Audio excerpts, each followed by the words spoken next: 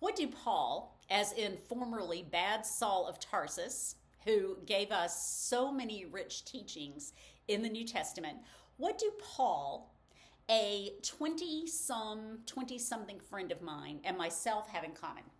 Well, you're not going to guess, so I'm going to tell you. We all believe in the power of love and that love can overcome so much.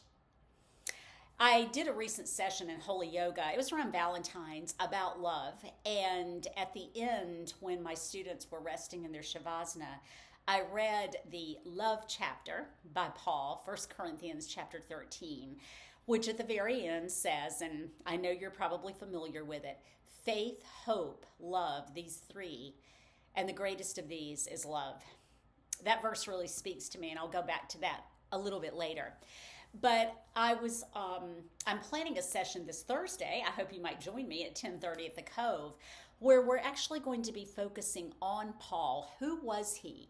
Who was he when he was Saul, his conversion, and then some of his teachings.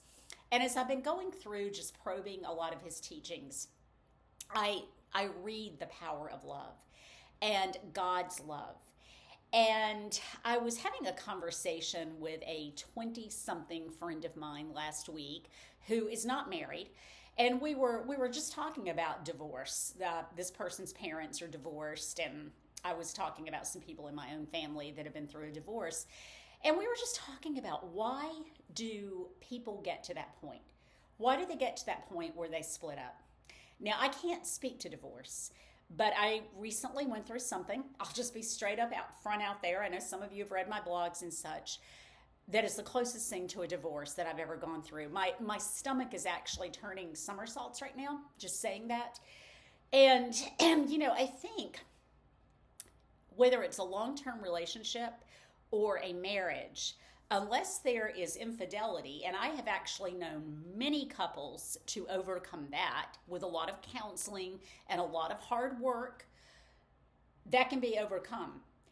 Sometimes there's physical abuse. Sometimes there is substance abuse involved. There are some situations where maybe love is not enough and somebody needs to get out of an environment into a safe place. But in most situations, when two people love each other, and every relationship has challenges, they will do what is necessary to take care of the issues. And what I've come to learn in my own life is that somebody may get upset and use a certain excuse for getting out of a relationship, but it's not addressing the root cause. It's not addressing the root cause. So, may or may not be a hypothetical situation here. Let's say two people have been engaged, been in some sort of relationship, and half of that relationship might have been a long-distance relationship. And then when you add having families scattered around, when one person wants to move forward and maybe another doesn't talk about it very much, and sorry, just had to regain my thoughts. Got a little choked up there. When, I guess the bottom line I want to say is that you look at the root cause of stuff.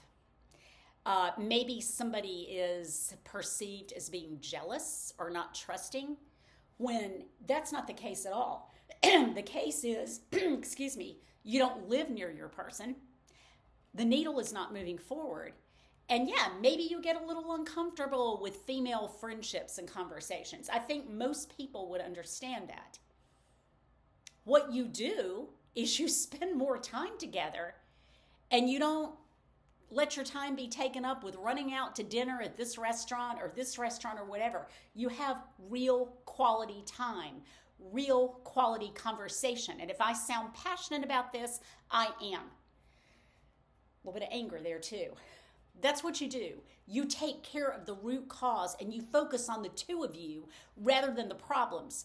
Because the problems usually are a result of two people not coming together in love and really doing life together instead of just superficial things, running out to dinner, doing this, doing that, on a not too frequent schedule.